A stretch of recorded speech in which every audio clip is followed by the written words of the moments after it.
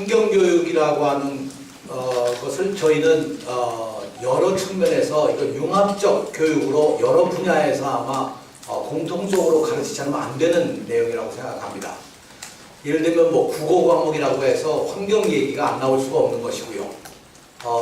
자연과학 속에서 환경교육을 물론 중점적으로 가르쳐야 되겠지만 더 나아가서 여러 분야에서 환경 문제를 다루지 않을 수가 없는 것이죠. 예를 들면 보건교육에서도 환경 문제를 다뤄야 될 것이고요. 지금 환경 문제는 우리 일상에 있어서의 아주 기본적이고 중점적인 과제이기 때문에 꼭 환경 공부 시간이다 이렇게 확정 짓는 것보다도 광범위한 융합교육의 방법으로 이것은 확대되어 나가야 된다고 저는 그렇게 생각을 합니다.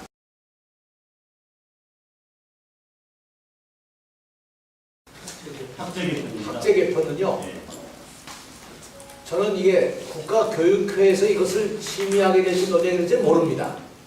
단 저는 문제 제기를 좀 큰 틀에서 한 것이죠. 왜냐하면 지금의 학제라는 것이 과거 100년간 지켜온 학제 아니겠습니까? 그렇죠? 그럼 이런 학제가 과연 4차 산업혁명 100년이 지난 오늘날 이렇게 엄청난 변혁의 시대에 정말 맞는 거냐 하는 문제 하나. 두 번째, 우리 아이들의 성장 속도. 그러니까 과거와 전혀 다릅니다. 가령 지금 초등학교 한 4, 5학년 학생이 과거의 중학교 1, 2학년 정도의 수준으로 성장 속도가 빠르거든요. 이것이 어떤 의미에서 보면 학교 교육만이 아니고 뭐 여러 가지 미디어를 통해서 나오는 교육, 심지어는 여러 가지 사회교육 이런 여러 가지 것들이 포함되어 있다고 생각해서 그런 여러 가지 발전 속도를 생각한다면 지금과 같이 100년 동안의 학제라는 걸 그대로 지켜가는 것이 과연 옳겠느냐.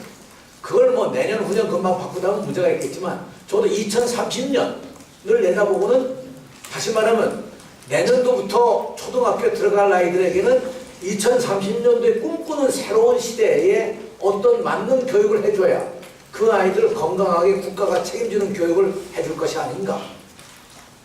그래서 저는 오늘 제가 여러 가지 구체적인 안도 가지고 있습니다만 그런 걸 미리 발표하기보다 이것을 좀 더 세심하게 우리 모두가 다 공론화를 해가지고 만들어 가야 된다는 거죠.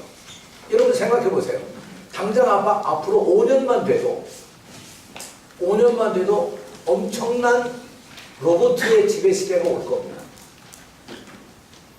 10년이 지나면 예를 들어서 여러 미래학자들 얘기로는 오늘날 최고의 직종이라고 얘기하는 의사의 직종도 사라질 가능성이 많습니다.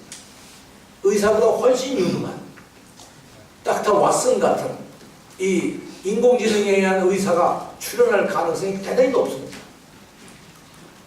그럼 그런 시대를 준비한다면 지금 이 시대에 우리 아들 의사 만들기 위해서 수능시험 열심히 준비해가지고 대학 보내가지고 서울대학 합격했는데 수시에 이거 의사가 아니니까 수시도 포기하고 다른 데 의과대학 가고 이런 난리법석을 피는 시대는 이제 사라지지 않겠습니까? 그럼 저는 지금 적어도 2030년을 내다보는 장기적 안목의 이 교육개혁안이 난 성안이 되고 이것이 국민적 공감대를 만들어야 된다. 저는 헌법 개정보다 더 중요하다고 생각합니다. 그런 의미에서 국가교육회의가 이번에 이런 의제들을 다루어서 미래에 대한 적어도 분명한 그림을 그려주는 것이 우리 미래 세대들을 위한 일이 아닐까.